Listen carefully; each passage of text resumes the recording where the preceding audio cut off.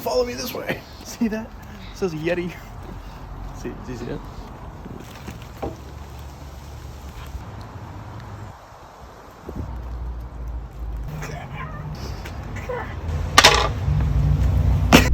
All right. So I've kind of teased this bike a little bit in the past. Yeah, I've got no braking power. And then the whole Yeti situation happened, and then riding a new bike, so I'm just super stoked to finally introduce to you my new bike, the Deviate Highlander 150.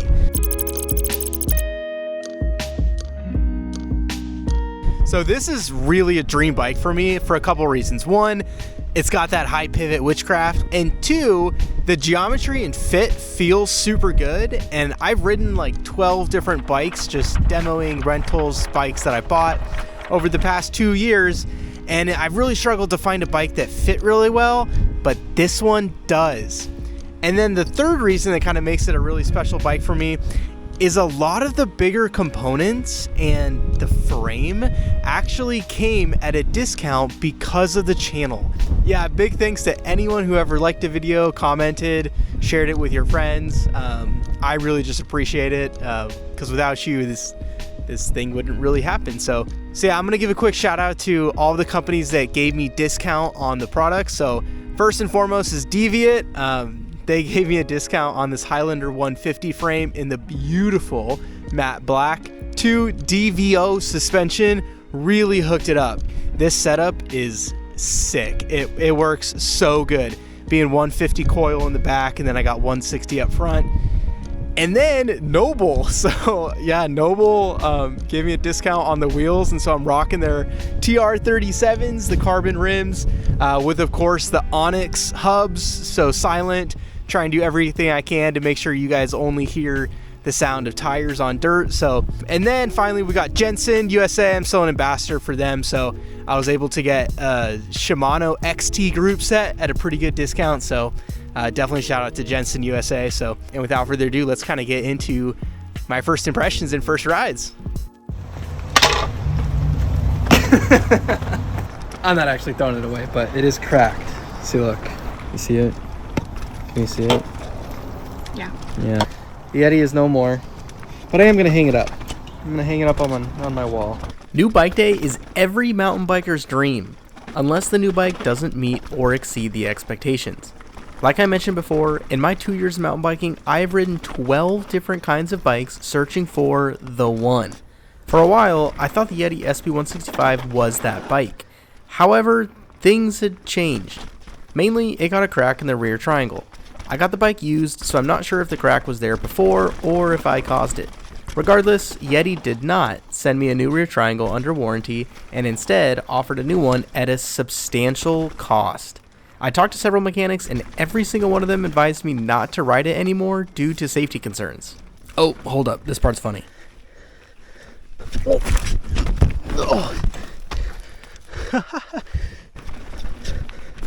Woo! Alright, back to the story. I was first turned on to Deviate Cycles by the BC legend himself, Dale Stone. If I could ride like anyone, then it would surely be him. So I did my own research and really became fascinated with the high pivot technology. And my oh my, does this frame feel good. It climbs great, even with the extra idler pulley, but descends better than my previous bike, which had 15 millimeters of extra travel in the rear and 20 millimeters of extra travel in the front. I'm so stoked to take it to Snoqualmie Bike Park for opening weekend. When I demoed the Noli Chilcotin 155, a big testing component for me was smiles on the chill stuff, and the Highlander delivers there. Even though I feel like the high pivot is a cheat code over the chunk and chunder, I still have a ton of fun jumping around on the more tame tracks, which is also surprising given it's a full 29er. There was a chance the high pivot was going to be a gimmick, but I'm excited to say that it is indeed not. And even though this is the first gen model, I actually preferred the geometry and suspension numbers of this compared to the updated Highlander 2 or even the Claymore. I didn't want to get another big enduro bike. I actually think, hot take, like 90% of us are over biked out there, and that was me on the Yeti, and so I made it a point to go with less travel, and so far I am extremely happy with my choice.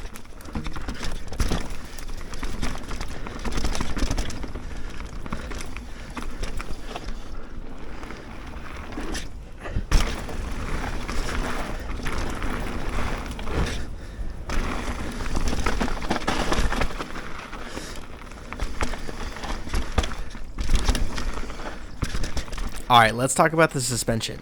Now, I'm not sure why I don't see more people rocking the DVO, but truthfully, I didn't even know about them until I got my e-bike, and Ari recommended that I try the Jade X on the 170mm travel Tim Peak.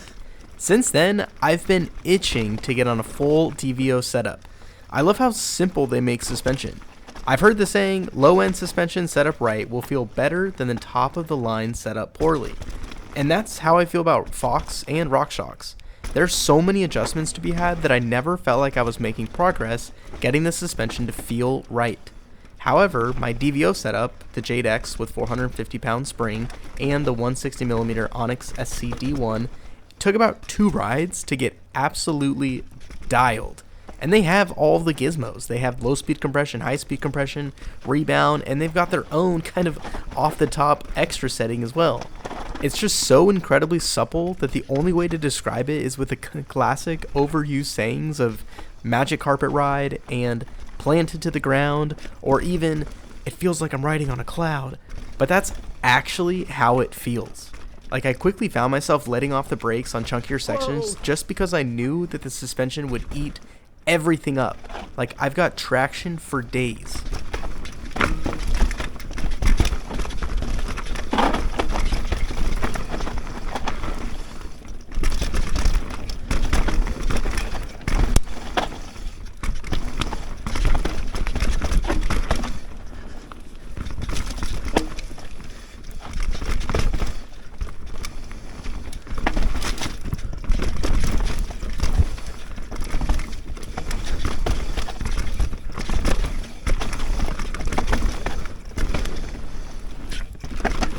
Oh.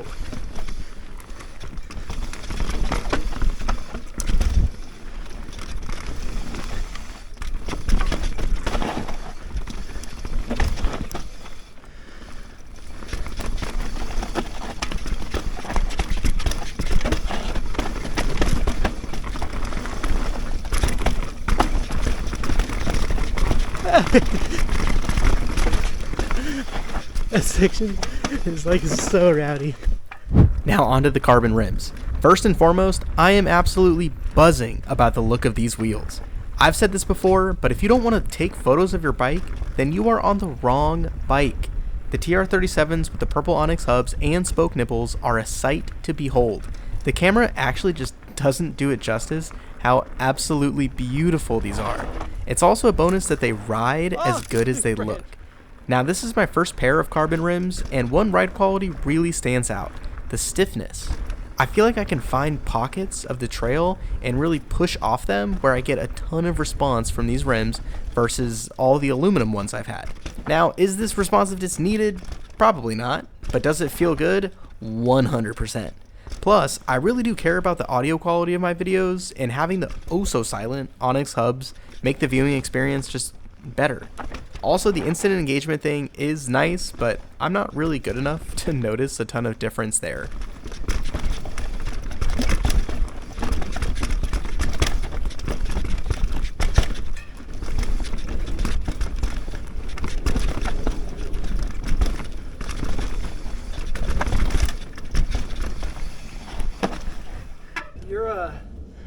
You're so much faster than me on tech now. Like, it's not even close. That's awesome. This bike actually does so good in that kind of trail. Like, I'm blaming that 100% on the rider, but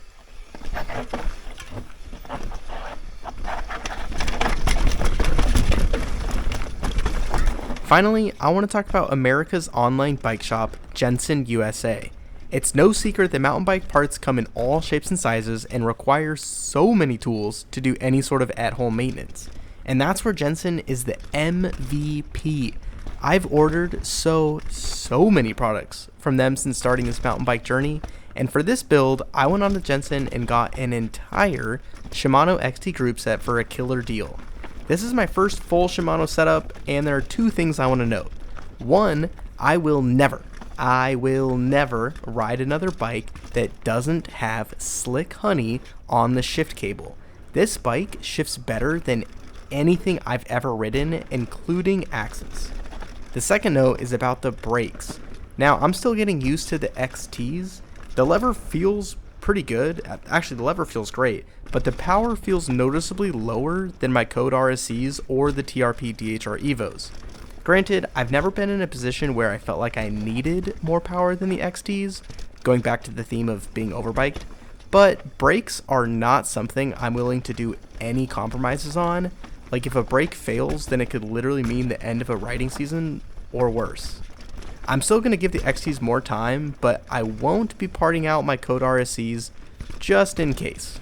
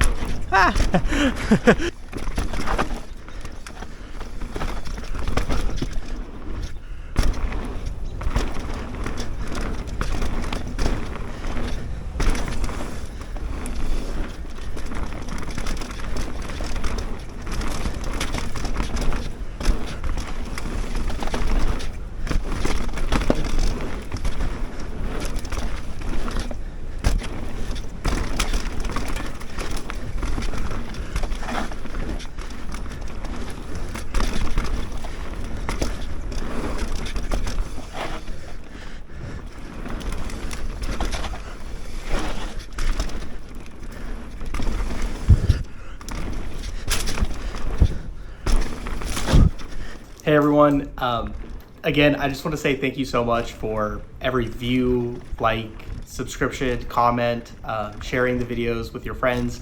I seriously never thought that I'd get to a point where, companies would want to send me discounts on products because of the community that I've built, and a lot of that is just thanks to you again. So seriously, from the bottom of my heart, I don't know how to say it. Thank you for thank you for just supporting me in this journey.